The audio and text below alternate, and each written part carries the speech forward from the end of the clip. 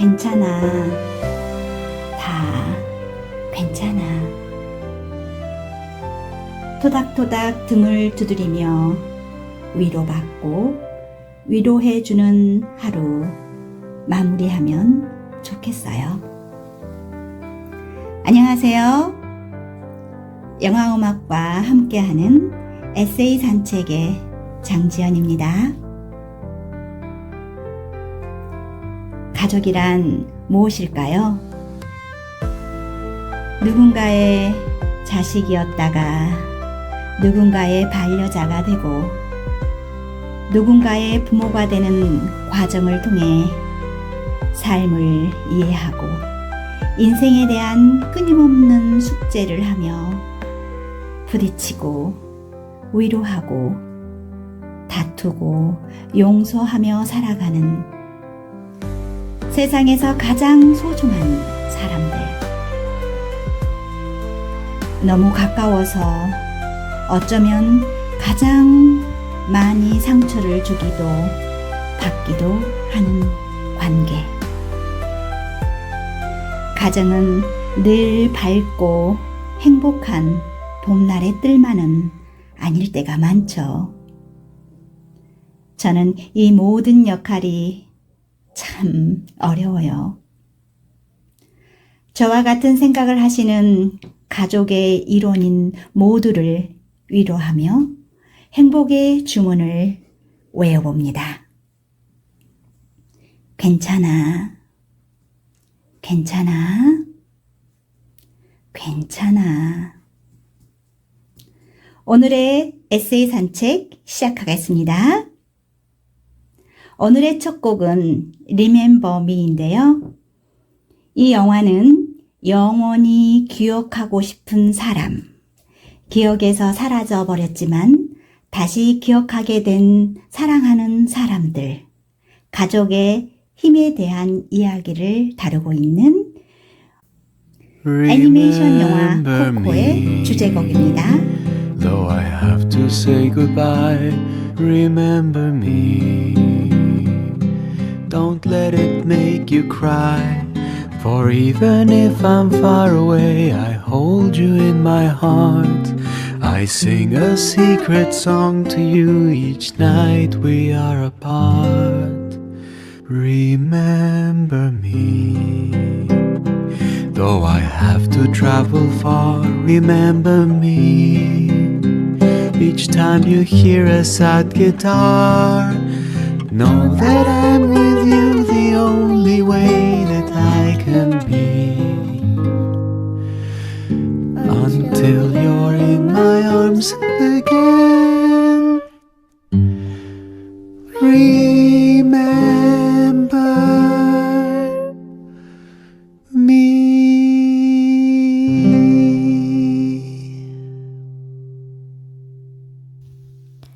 나의 데미안. 윤은경. 화장실 수건이 줄어들지 않는 걸 보니 정말 집 나갔나 보다. 밥통을 열어봐도 줄어들지 않는 밥이 42시간이 넘는 걸 보니 그 자식 정말 집 나갔나 보다.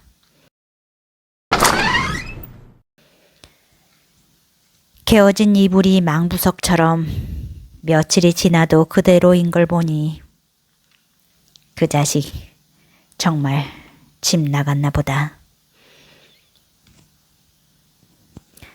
30개 가까이 되는 수건을 2번 쓰는 법이 없이 이틀이 멀다 하고 모자라 세탁기 돌리기 바쁜데 3일이 넘어도 빨래통이 차지 않는 걸 보고 있노라면 이제 웃을 일만 아님이 느껴진다.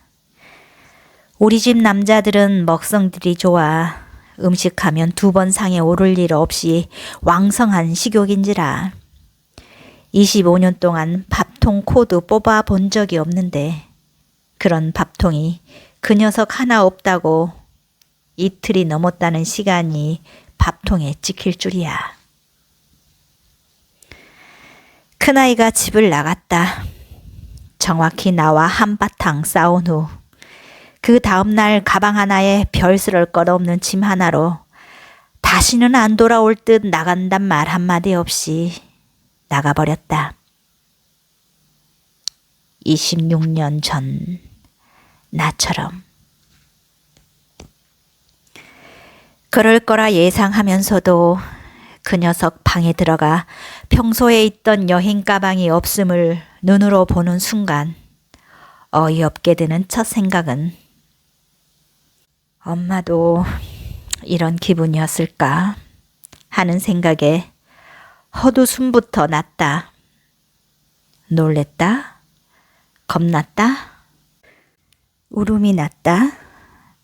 이런 감정들이 앞설 줄 알았는데 어이없게 이 상황이 헛웃음으로 앞서면 대부분의 부모들은 그런 말들을 한다. 너도 너랑 똑같은 자식 낳아서 라는 말을. 하지만 나의 엄마는 이런 말 대신 나에게 이렇게 말했다.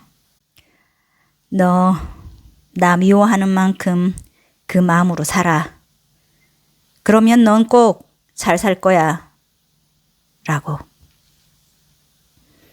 그런데 이런 상황 2번 보고 싶지 않는 나에게 대물림처럼 벌어졌고 난 더더욱 그 어떤 한마디조차 내뱉지 못한 채 그 녀석을 내보내 버렸음이 헛웃음이 나게 했다. 이 정도의 서론이면 다들 궁금해할 거다. 왜 나가는지가. 보호자라는 이름이 더 이상 부모의 이름으로 대신할 필요가 없을 시간이 되면 대부분 부모의 사고와 판단들이 진보해 보이고 답답해 보이나 보다. 나도 그 시절 그랬으니까. 울타리를 벗어나 독립할 준비를 하려 함은 상입된 바였다. 그 시기도 오래라며 천천히 하나하나 준비해 가기로 했다. 그 말을 들으면서도 놓아줌이 맞는데 엄마로서 잘 날아갈 수 있게 해야 함이 맞는데 세상의 유혹과 배신과 판도라의 상자에서 나올 많은 반신반의 걱정들이 앞서는 마음과 달리 곱지 않는 소리로만 애를 타박부터 했다. 어쩌면 걱정이라는 이름으로 협박도 했을지 모르겠다.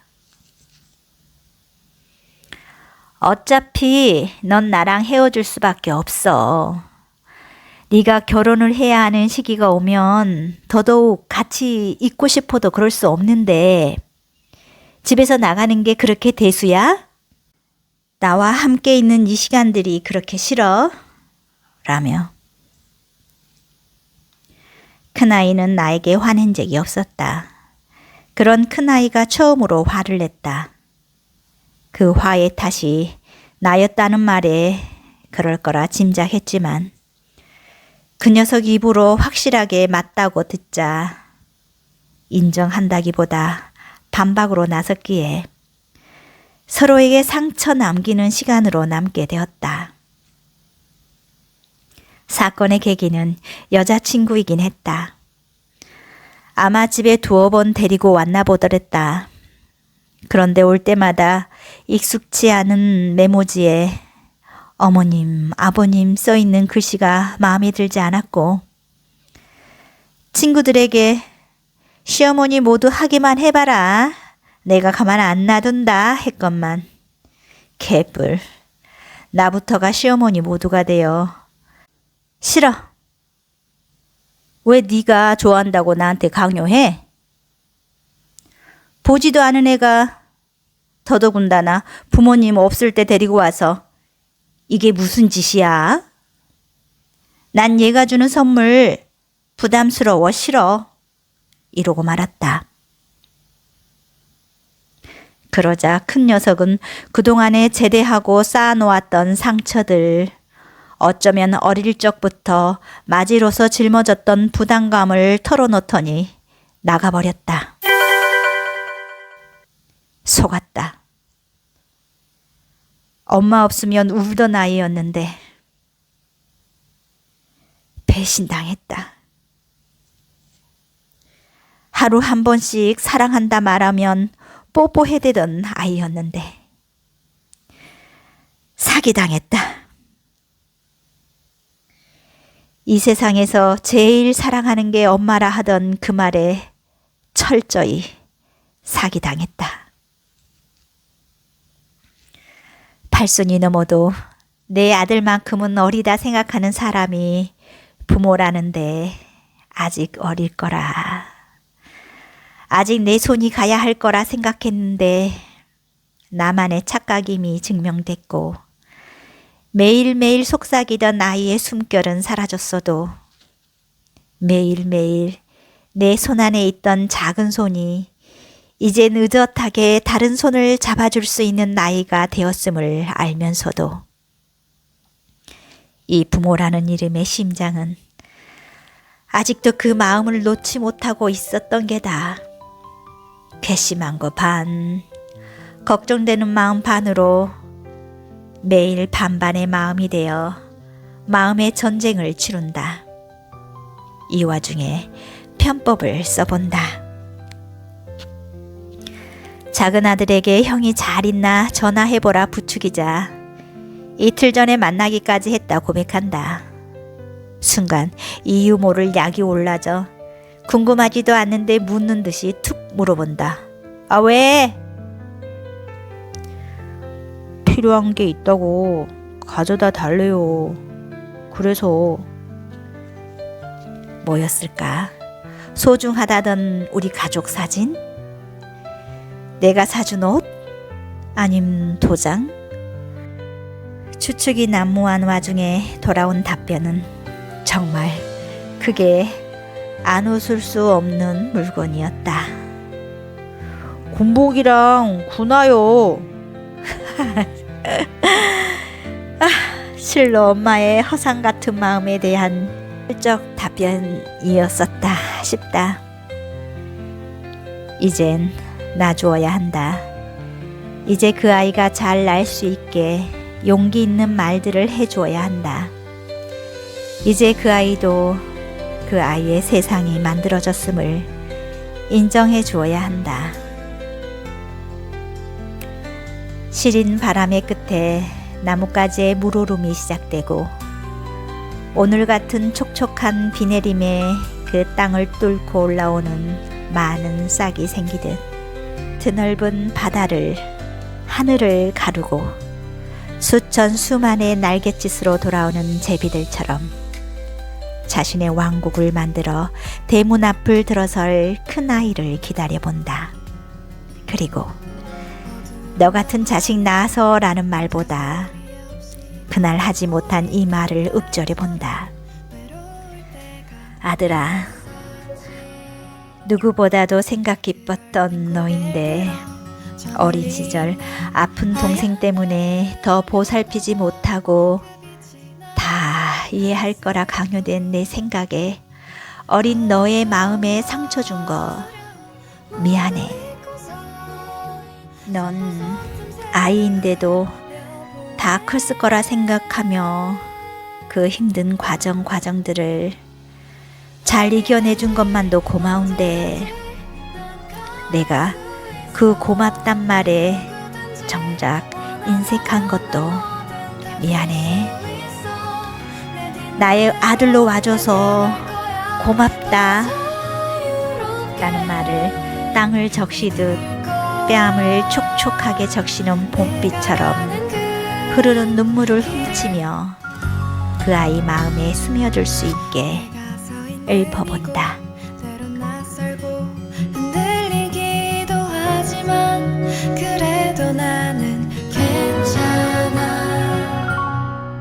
땀에 젖은 숨결과 달려나가는 발걸음이 데려다준 빛나고 선명한 하나의 약속.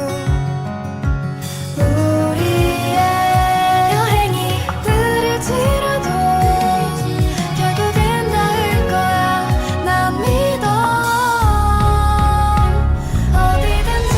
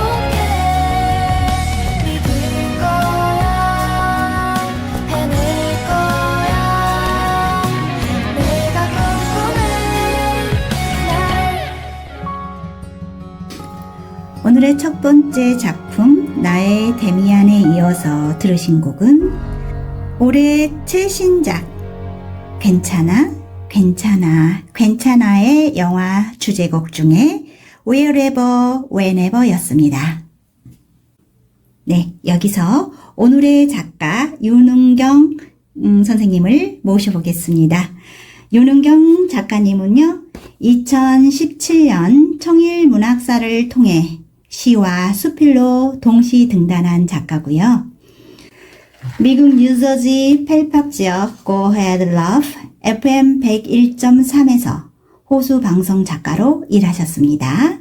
그리고 전 세계 고아인 아동들을 구제하는 일도 하셨다고 하네요. 2018년에는 평창 올림픽 기원 시낭송 대회도 문학사 대표로 나가 임한 적도 있는 8년차 작가이십니다. 안녕하세요, 작가님. 안녕하세요. 네, 반갑습니다. 네, 반갑습니다. 아, 네. 지금 제가 이 선생님 소개를 하다 보니까, 미국 뉴저지에서 활동을 하셨다는 이력을 보았는데요. 간단하게 더 추가적으로 소개 좀 부탁드려도 될까요? 아, 그게 딴 게 아니고요. 워낙에 좋은 사람들을 만나기 시작하면서 재능 기부라는 단어를 듣게 되면서 각자가 갖고 있는 재능을 기부하기로 해서 그 호수라는 분이 방송을 하시는데 방송 작가가 필요하다 이러셔서 그냥 생각 없이 일을 하기 시작했는데 네. 그 방송을 들어주시는 청취자들의 그 기금을 모아서 전 세계의 고아이들을 네. 구제하는 하는 일을 했던 거였어요. 아, 정말 네. 멋지고 대단한 일을 하셨습니다. 아닙니다. 아무나 쉽게 할 수 없는 일인데, 그렇게 활동을 하시고, 그 활동은 또 그 기부를 통해서 아이들을 돌보는 일 쪽으로 또 이렇게 펼치시는 것 같으네요. 네, 아무래도 그분들의 혼자서 할 수 없는 애들을 뭐 이제 다수의 재능을 가지신 어르신들과 함께 하면서 이뤄낸 일이었던 것 같습니다. 아, 네, 그렇군요. 그러면 먼저 들었던 나의 데미안은, 아들에 관한 이야기죠. 그렇죠. 네. 큰아들, 제가 아들만 둘인데 큰아들의 이야기예요. 아, 네, 큰아들. 거기서 어떤 다툼으로 아이가, 집을 나가게 된 이야기로 제가 언뜻 기억이 납니다. 어떤 이야기인지 그 에피소드를 잠시 소개해 주실 수 있으실까요? 워낙에도 작가로 등단하기 전부터 아이들을 키우면서 일어나는 소소한 일상들을 혼자만 알기에 아까운 부분들이 있더라고요. 네네. 솔직히 부모가 된다는 거는 어떤 학원이 있다거나 자격증을 따는 것도 맞아요. 아니어서 좀 서툴기가 네. 한두 번이 아닌데 그럴 때마다 오히려 아이들한테 배우면서 부모로 성장해 가는 것 같더라고요. 그렇죠. 그래서 이제 그런 내용을 아무래도 사연팔이라고 하는데 네, 주변 이제 아이들이 들을 때는 이제 처음에는 꺼려하기도 했지만 네. 그런 아픔이나 그런 고민을 하고 있는 부모님들이 같이 또 이제 네. 해답지처럼 네. 보실 수 있을 것 같아서 네. 글로 언급은 수풀입니다. 네, 맞습니다. 아이는 부모를 키우고 부모만 아이를 키우는 게 아니더라고요. 살아보니까. 그렇죠. 네. 그러면 여기에서 그 아이가 어머니랑 갈등을 겪게 된 그 이유가 혹시 불편하지 않으시면 조금만 더 설명해 주실 수 있으실까요? 그 친구가 이제 마인드랑 자라오면서 이제 한 번도 저의 말을 거역한 적도 없고 네. 그런 친구였는데 군대를 제대하고 와서 뭔가 네. 달라졌다고만 생각을 했던 거예요, 저는. 네. 그러면서 이제 여자친구 문제가 생기면서 아, 네. 저는 안 그럴 줄 알았는데 그렇죠. 저도 시월드 모드가 되더라고요. 아이고. 네. 그래서 그런 부분을 조금 대화로 맞서 많이 이렇게 나눴다면 조금 네. 덜했을 것 같은데 재고집으로만 네. 이랬기 때문에 네. 그 친구가 이제 잠재적했던 그런 사춘기에 폭발이 일어났던 것 같더라고요. 그랬구나. 네. 잠시 쉬어가면서 음악 하나 듣고 싶은데요. 혹시 듣고 싶은 영화 음악 중에 하나 있으면 소개해 주실까요? 그러면 하울의 움직이는 성의 인생의 회전목마 아시는 분 많으실 거예요. 아, 네네. 또 아이들이 또 이 곡을 또 듣고 싶어 하는 것 같아서 네. 함께 신청해 봅니다. 아, 네. 그러면 이 하울의 움직이는 성을 작가님의 아이들이 어렸을 때 즐겁게 함께 관람했을 것 같거든요. 네. 맞습니까? 아, 그렇죠. 네. 네. 그러면 지금 여기서 하울의 움직이는 성 중에 The Merry-Go-Round of Life 함께 들으시면서 잠시 후에 이야기 계속 나누겠습니다.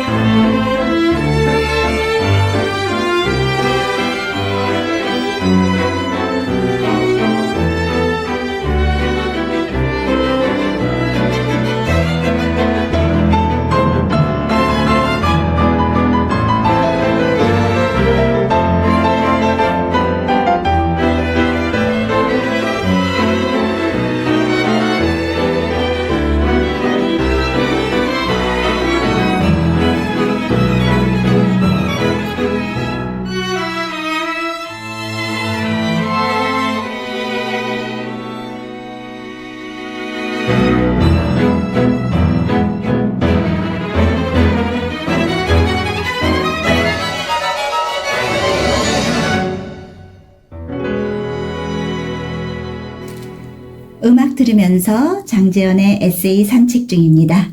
작가님, 글의 소재가 아무래도 가족이다 보면 참 쓰기가 제일 쉽기도 하지만 사실적으로 또 발표하기도 좀 제일 어려운 부분이기도 하거든요.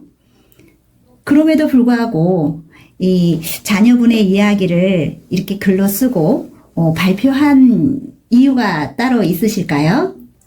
워낙에 작가님들이 좀 그러실 거예요. 주변의 가족사나 이렇게 사연적인 거를 팔이라고 하죠. 사연팔이를 하게 되는데 네. 식구들이 그래서 제일 싫어할 거예요. 네. 근데 저도 언젠가는 또 아이들하고 얘기를 해본 적이 있었는데 이렇게 하게 된 계기는 있어요. 어떤 계기였냐면 어느 날 이 이야기를 듣게 된 게 이제 어느 날 한 조카를 어디를 가고 싶었냐 했더니 놀이동산이라고 얘기를 했다고 하더라고요. 네네. 그래서 이 아이를 놀이동산에 데리고 가면 행복해할 줄 알았는데 네. 전혀 행복해하지 않더라는 거예요. 그래서 왜 그런가 하고 보다가 문득 그 아이의 키에 맞춰갖고 앉아봤대요. 네. 근데 자기는 놀이동산에 데려다 놨다고 생각을 했는데 그 아이의 눈에는 어른들의 엉덩이만 보이더라는 거죠. 그래서 바로 그 아이를 안아 들어 올려서 네. 목마를 태웠다고 하더라고요. 네. 그랬더니 그제서야 아이가 활짝 웃더라는 얘기를 하더라고요. 이게 바로 이제 눈높이 교육이라는 거에서 네. 나온 이야기인데 네. 그래서 그 이야기를 듣고 보다 보니 내가 20대 때 어땠지? 네. 30대 때 어땠지? 그 기대치에 아이들을 자꾸 저희 기대치에만 맞췄던 것 같아요. 그래서 이제 다른 부모님들도 네. 그렇게 보지 못했던 시각, 네. 생각, 네. 그거를 좀 봐주셨으면 하는 각도에서 용기를 내서 그 친구들도 같이 용기를 내서 글로 옮겨서 하는 작업을 계속 하고 있는 겁니다. 그러셨군요. 네. 군요. 정말 좋으신 일을 하시는 것 같아요. 그러니까 아닙니다. 작품마다 제가 느끼는 거는 세상을 보는 따뜻한 마음 또 그러니까 시선이 굉장히 따뜻하고 시선이 항상 아까 그 아이의 입장에서는 아이를 목마를 태워서 위의 세상을 보게 함으로써 아이의 즐거움을 찾아 주었다면 제가 느끼는 작가님은 시선을 아래로 두고 항상 아래에 있는 사람들을 살피는 분이시구나라는 생각을 했어요. 감사합니다. 근데 저도 그러지 못해서 제가 많이 부족한데도 제 옆에는 좋으신 길라잡이 같은 지인분들이 많으세요. 다독거려 주시고 끌어주시고 모범이 돼주시는 분들이 많아서 저도 이렇게 아직도 성장하고 있는 것 같습니다. 정말 멋지신 분인 것 같아요. 아닙니다. 고맙습니다. 내 주변에는 멋진 분들이 참 많아요 라고 말씀하시는 그 이면에 저는 알거든요. 네. 선생님이 멋지시지 않으면 멋지신 분이 곁에 있을 수 고맙습니다. 없거든요. 네. 그래서 그런 마음으로 이제 아이들과의 갈등도 이 소재로 삼아서 글을 쓰고 또 이 글이 또 누군가에게는 어떤 지침이 될 수 있을 거라는 생각에 그 아들의 사연을 또 내어주신 거네요. 그렇죠. 그렇다면 이제 두 번째 작품에서도 역시 아들 이야기가 나오나요? 제가 딸이 없어서. 네. 둘째 아들 이야기입니다. 둘째 아들은 보통 이제 주변의 이야기를 들어보면 아들이 둘이면 그 중에 하나는 딸 같은 아들이 한 명 있다고 하던데 그렇죠. 둘 중에 어떤 아들이 그게 아무래도 둘째 아들이. 그래요. 네. 그러면 둘째 아들의 이야기는 또 어떤 이야기인지 또 궁금해집니다. 자, 그럼 둘째 아이의 이야기가 어떤 이야기인지 살짝 맛보기 한번 설명 좀 부탁드려도 될까요? 생각해보니까 이제 카테고리가 이렇게 되면은 제가 아이들에 대한 글만 쓰는 것처럼 이제 부각은 되긴 하는데 큰아이 같은 경우는 군대 갔다 와서 작은 아이 같은 경우에는 군대 가기 전 이야기인 것 같아요. 네. 그러니까 다 안다고 생각하지만 다 알지 못했던 어떻게 보면 제가 좀 선을 넘은 거죠.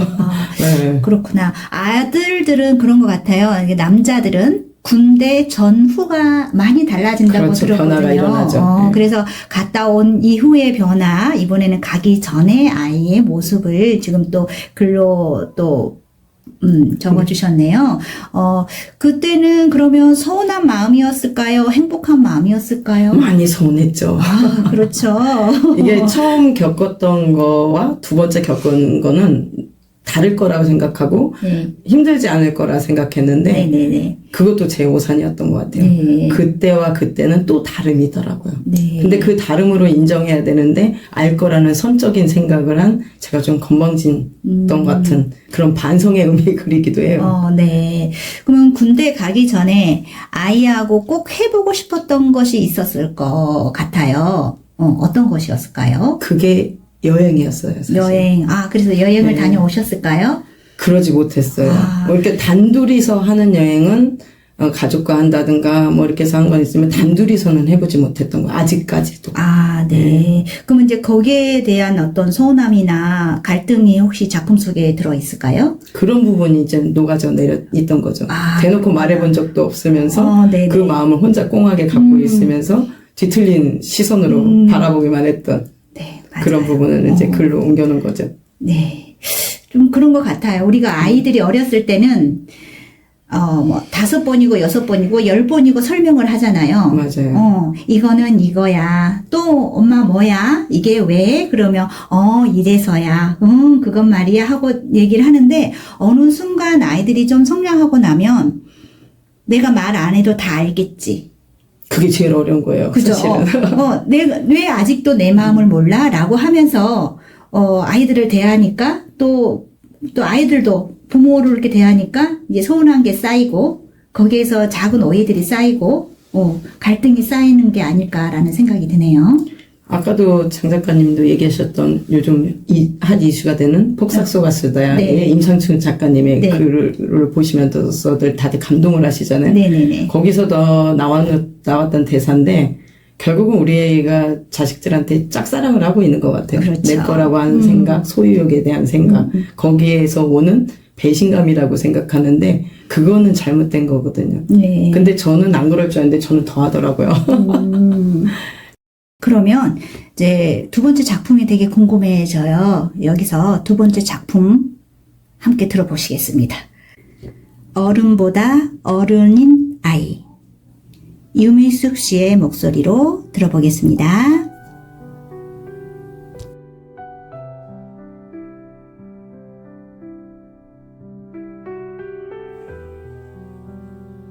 어른보다 어른인 아이. 깊은 밤, 집안 한켠 어딘가에 불빛이 꺼지지 않고 있다. 군입대를 일주일 남기고 있는 작은 아들 방이었다. 군대 가기 전 하고 싶은 걸 하겠다며 입대 2달 앞서 회사를 그만두고 아들은 멀게는 일본부터 제주, 여수, 전주, 가깝게는 가평 등 우리나라 명곳 도장 깨기 하듯 샅샅이 여행을 다녀왔다. 부모 마음이야 가족 여행으로 가주면 좋겠지 했지만 그건 역시 부모들만의 생각인가 보다. 요즘 시대상으로 각기의 생활권에 의해서인지 내 식구밖에 안 되면서도 아이들이 성장해 질풍노도 20대를 지내고 있노라니 불러들여도 한번 모이기조차 힘들었다. 그래도 그나마 위로가 되는 건 작은 아이는 하루에 본인의 스케줄이나 거처를 알리는 전화를 기본 서너 통은 한다는 거다. 이나마도 근간에서 보는 친구들이나 지인들은 그게 어디냐며 감사하란다. 주변의 그 말에 폭풍 같은 잔소리를 꿀떡꿀떡 삼키며 지내다 보니 어느덧 일주일밖에 안 남았더랬다. 이제나 저제나 내 차례가 오겠지. 오늘은 그래도 부모님이랑 식사해요 하겠지. 엄마, 오늘은 나랑 같이 보내요 하겠지. 이렇게 하루하루 오히려 내가 눈치를 보며 목 빼고 기다리는 강아지 마냥 집안을 드나는 모습만 멀거니 볼 수밖에 없었다. 2달이라는 긴 시간을 보내면서도 이제 고작 일주일을 남기고도 나에게는 시간을 내주지 않음이 야속하기까지 하더랬다. 홍제동 이모 알지? 이모가 가기 전 밥 먹으러 오래. 언제 갈 수 있어? 형이 밥 사준대. 언제 시간 돼? 양 선생님이 언제 시간 되냐고 물으셔. 할머니가 밥 한번 먹자셔. 이렇게 물어도 매번 대답은 같았다. 그러게 언제 먹지? 가봐야 하는데 언제 가지? 이런 대답을 하며 미안해하는 표정만 지어 보였다. 도대체 뭐 하느라 부모랑 한 끼를 못 먹어? 어르신들이 먼저 다녀가시게끔 만들어. 하는 괘씸함까지도 들어 결국 도대체 넌 뭐하러 다니길래 어르신들하고의 약속 하나도 못 지켜? 이놈의 자스. 가며 얼굴을 못 보니 전화통에다 대고 버럭 소리를 질렀다. 그런데 전화기 너머로 요란하게 강아지들 짖는 소리가 들리는 것이 아닌가? 요놈 봐라. 엄마보다 여자친구가? 동물병원 간호사라더니 거기는 가? 하는 생각을 하니 더 약이 오르기까지 해 참으랬던 친구들의 조언을 깬 걸 오히려 의기양양하게 생각할 때였다. 아들이 말했다. 엄마, 미안해요. 유기견들 마지막 봉사 왔어요. 여자친구와 상관없이 하던 건데 당분간 못 오니까 오늘은 여기로 한 번 더 왔어요. 맞다. 내일은 교회 애들 한 번 더 보고 인사할 거고요. 등등. 입녀는 족종 내가 어찌 대꾸를 할 수 없는 일들만 있었다. 실은 몰랐었다. 이 녀석이 봉사하는 것을. 더더군다나 아토피인 녀석이 유기견을 돌보고 있었다니. 이래서 그랬구나. 그때 그래서 그런 거구나 하는 수많은 궁금증에 대한 답들이 채워져 갔다. 내 속으로 낳은 자식이라며 네 속을 제일 내가 잘 알지. 나는 못 속인다 이 녀석아. 하던 나의 자만심이 어느새 쥐구멍을 찾고 있었다. 그리고 입대 전 마지막 날은 동반 입대하는 초등학교 때부터 절친인 친구와 미용실 한 곳을 대여받아 서로의 머리를 깎아주기로 했다 한다. 깎는 것도 그냥 깎으면 재미없다. 언제 일해보겠냐며 개인 캐릭터 헤어스타일을 해보기로 했단다.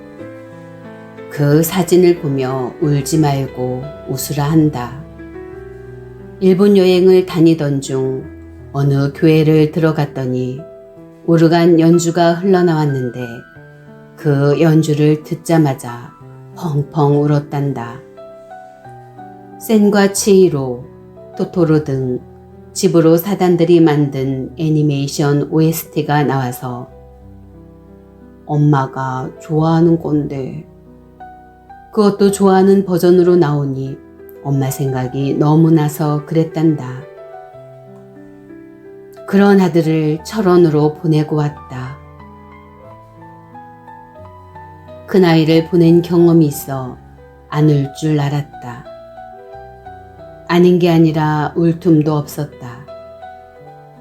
작은 애 아시는 분들이 연신 엄마시구나. 처음 봬요. 하는 통에 눈물이 나올 새가 없었다. 이렇게 잘 넘어가는구나 했는데 결국 집에 거의 다 와서 빵 터지고 말았다. 집에 없는 날 허다했으면서도 오자마자 이럴까 싶었는데 집에 없었어도 늘 어디에 있는지 무엇을 하는지 연락하던 아이의 핸드폰을 내가 들고 왔음이. 가족방에 읽지 못하고 있는 1이라는 숫자가 있음이 끝내 터지게 하고 말았다. 이제 이런 날 많아지고 결국 부부만 남는 날들이 오겠구나 싶었지만 아주 먼 시간이라 생각했던 어리석음이 하염없이 눈물로 흘렀다. 회사를 그만두고 많지도 않은 퇴직금으로 수백하는 카메라를 사들고 왔더랬다. 그 안에 그 아이가 들어있었고 그 아이의 시각이 보였다. 핸드폰을 주며 비번을 풀었다 했다. 건네받은 폰 안에 수많은 사람들의 인간관계가 들어있어 나보다 더 그 아이를 사랑해주는 인간관계들을 보며 그 아이의 지난 시간을 혹은 앞으로의 시간을 엿볼 수 있었다. 어쩌면 서로의 몰랐던 부분을 알아가는 시간이 될지 모르겠다. 어쩌면 늘 가까이 있어 몰랐던 커다란 존재감에 놀랄지 모르겠다. 어쩌면 작은 아이는 나보다 더 큰 어른이 되어 있는지 모르겠다. 초등학교를 입학할 때 내가 안 보일까 이리저리 쳐다보던 아이가 입영장 안에 늠름하게 옆 한 번 쳐다보지 않고 서 있다. 오히려 내가 사람들 틈 사이로 아이가 안 보일까 이리저리 틈새를 삐집고 한 번이나 더 보려 하고 있다. 그런 나를 한 번씩 쳐다보더니 잘 다녀오겠다 격려하고 들어간다. 내가 그 아이를 걱정하는 마음보다 그 아이가 나를 염려하는 마음이 더 큰 걸 본다. 부모들은 가끔 자식에 대해 그런 말을 한다. 쟤는 내가 낳았는데도 도통 생각이란 걸 하고 살고 있는 것 같지 않아요. 아이고 속 터져 라고. 깊은 밤 그 아이 방에 불이 꺼지지 못함은 어쩌면 입대에 가 있는 동안의 자신의 걱정보다 그동안처럼 못 보게 되는 사람들을 위한 불빛이었던 것 같다. 입대하는 날, 가을도 아닌데 그렇게도 하늘이 시퍼렇게 파랬는지 모르겠다. 그 하늘 속에 아이가 보일 것 같아 비 오는 날임에도 파란 하늘을 굳이 찾아본다. 작은 눈빛도 쓸쓸한 뒷모습도 나에겐 힘겨운 약속.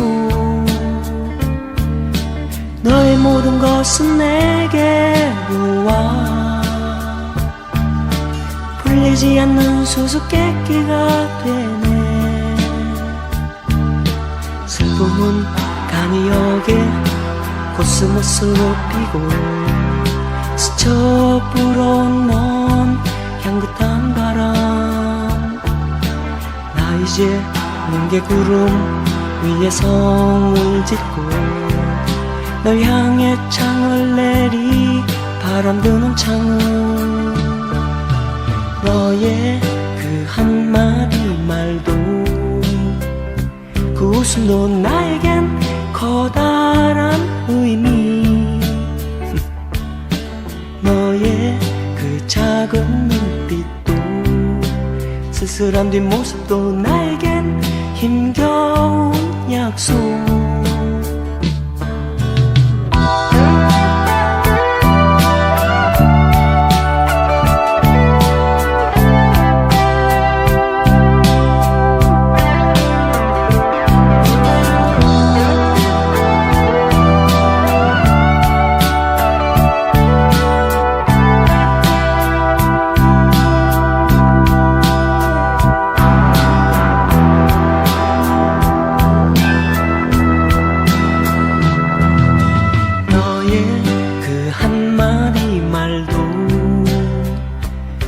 웃음도 나에겐 커다란 의미. 너의 그 작은 눈빛도 쓸쓸한 뒷모습도 나에겐 힘겨운 약속. 너의 모든 것은 내게로 와 풀리지 않는 수수께끼가 되네. 슬픔은 간이역에 코스모스로 피고 스쳐 불어넣은 향긋한 바람. 나 이제 뭉게 구름 위에 성을 짓고 널 향해 창을 내리 바람 드는 창을.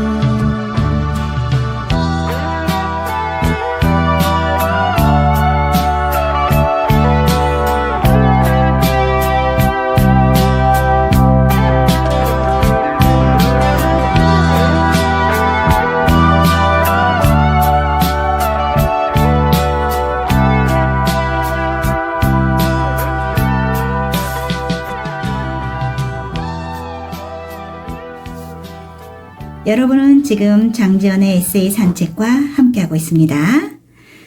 작품에 이어서 들으신 곡은 드라마 폭삭 소가수다의 삽입곡 중 너의 의미였습니다. 작가님 지금 어떠신가요? 음악 들으면서 산책 중이신데 피곤하지 않으세요? 아니요, 전혀 색다른 경험이고 즐거운 경험이에요. 네, 그러시군요. 그러면 여기서 작품 속으로 살짝만 더 들어가 보겠습니다. 제가 작품을 또 들어보니, 두 번째 아드님이 그 나눔과 봉사 활동을 어머니 모르게 하고 있었던 것 같아요. 그랬던 거죠. 어떻게 또 그런 아이로 자랐을까요?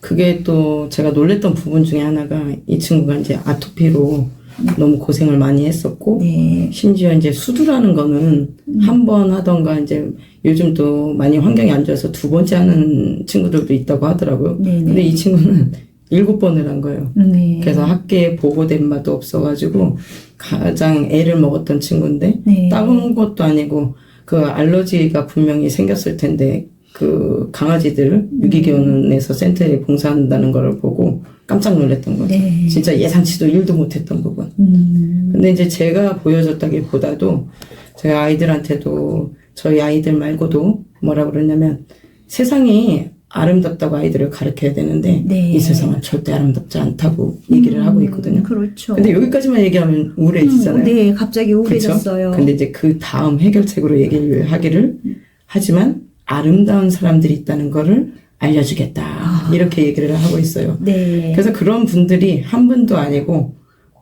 많은 분들이 같이 함께 하면서 아이들이 이제 그런 걸 보고 거울이 돼서 저희보다 업그레이드해서 더 뛰어난 인성을 보여주고 있더라고요. 네. 정말 숙명적으로 글을 쓰시고 계시는 분이군요. 이것도 아이들이 항상 이제 그런 거를 깨우치게 해주고 네. 여기에서 멈추면 안 되겠다는 생각을 주는 건데 네. 워낙에 이제 한 사람의 인생을 바꿀 수 있는 사람이 딱 2명이 있거든요. 2명. 네, 혹시 작가님은 누구라고 생각하세요? 갑자기 이렇게 질문을 하시니까 되게 어려운데요. 네, 그냥 편안하게 생각하시면. 저는 부모도 자식인 것 같아요. 맞아요. 그럴 수도 있는데 제가 가만히 이렇게 들여다보니까 첫 번째는 엄마이고요. 네. 두 번째는 선생님이시더라고요. 저도 그런 사람 중에 한 명인데 말 한마디에 인생이 바뀔 수가 있거든요. 네. 그래서 그게 글 속에만 있지 않고 네. 몸으로 생활로 해야 되겠다고 생각해서 네. 이제 이렇게 글로 옮겨본 건데 주제는 물론 저의 아들로 시작을 했지만 네. 그렇게만 보지 마시고 네. 그 안에 숨은 뜻을 좀 보아주시고 제가 의도하던 바를 제가 이제 그거를 다 강요하는 건 아니지만 그런 시선에서 지금 눈에 보이는 아이들을 봐주시고 이해해 주셨으면 지금보다 이 사회는 조금 더 따뜻해지지 않을까. 네. 이게 작가의 로서 해야 되는 일이라고 봅니다. 사명이다. 네. 네. 그러면 작가님, 그 작가님의 글을 읽지 못하고 지금 청취하고 계시는 분들이 있을 거 아니에요? 그렇죠. 그분들한테 짤막하게 메시지 하나 더 남겨주실 수 있으실까요? 제가 그러면 등단했을 때 소개로 했던 말을 좀 해드릴게요. 저한테 사람들이 그런 말을 제일 많이 했거든요. 네가 그런다고 세상이 바뀌어? 그때 당시에는 그냥 그 말에 지기가 싫어서 네. 이 세상에 저 하나로 바뀐다고 생각하지는 않지만 나 하나라도 남아있는 게 낫지 아니한가라고 얘기를 했는데 네네. 지금 이제 작가로 등단하고 나서 생각이 바뀌었어요. 네. 어떻게 바뀌었냐면 저는 세상을 바꾸려는 사람이 아니에요. 저는 세상을 만들려는 사람이에요. 그 세상이 뭐 과대한 뭐 광신도는 아니고요. 네. 제가 눈을 떠서 어차피 제가 없어도 작가님이 없어도 세상은 돌아가잖아요. 네. 그런데 작가님의 세상이나 저의 세상은 저희가 눈을 떠야지 갈 수가 있는 세상이기 때문에 네네. 안 맞는 거에 너무 연연을 하지 말고 본인이 가고자 하는 길에 맞춰서 그런 사람들하고 함께 가면 더 좋은 세상이 만들어지지 않을까 하는 생각에서 이 말을 말씀드리고 싶었습니다. 자, 이제 저희가 헤어질 시간이 다 되는데요. 끝으로 이제 저 장지연의 에세이 산책을 시청하는 분들께 한 말씀만 더 해주시겠어요? 제가 연탁 동안 이제 특별한 경험이 하도 많아서 네. 인생 전체가 특별하다고 해도 과언이 아닐 텐데 또 하나의 또 이런 좋은 경험을 하게 해주신 장 작가님께 감사드려요. 감사합니다. 네, 저도 그래서, 감사합니다. 네, 앞으로 장지연의 에세이 산책 96.3 메가헤르츠 청취자들이 날로 늘어서 유익한 방송으로 번창하시길 바라며 제 글 또한 여지껏 응원하고 읽어주신 독자들에게 늘 하던 말인데 전 생활권 작가거든요.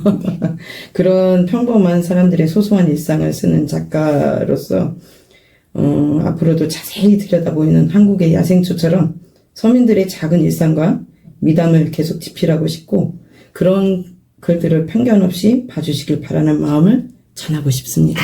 네, 감사합니다. 오늘 함께 해주셔서 너무 감사하고요. 네, 저도 고맙습니다. 또 한 번 모시고 싶은 작가님이세요. 고맙습니다. 네, 오늘 너무 감사했습니다. 네. 안녕히 가세요. 네, 고맙습니다. 네. 지금까지 윤은경 작가님과 함께했습니다. 향기 나는 사람. 9개를 가진 어느 부자가 나머지 1개를 마저 탐할 때 겨우 1개를 가진 어느 노동자는 간신히 얻은 하나를 타인과 나눕니다. 움켜쥐지 않아도 넘치게 차오르는 사랑. 가장 낮은 곳으로 내린 뿌리에서 비롯하여 향기로운 꽃이 피는 이치를 아시나요? 나누어야 채워져 마침내 열이 되는 영혼의 마지막 한 칸. 나누면 반이 아니라 배가 되는 아름다운 마법. 향기 나는 사람이라는 은재 시인의 시를 끝으로 오늘의 산책을 마무리합니다. 끝곡은 영화 분노의 질주의 주제곡 중 See You Again. 청취자 여러분, 저희도 다음 주에 만나요. See you again. 지금까지 연출의 연흥식, 구성의 최영숙, 그리고 진행의 장지연이었습니다. 여러분, 안녕히 계세요. Turn to a friendship turn to a bond, and that bond will never be broken. The love will never get lost. And when brotherhood come first, then the line will never be crossed. Established it on our own when that line had to be drawn, and that line is what we reach. So remember me when I'm gone. How can we not talk about family when family's all that we got? Everything I went through, you were standing there by my side, and now you gon' be with me for the last ride. Let the light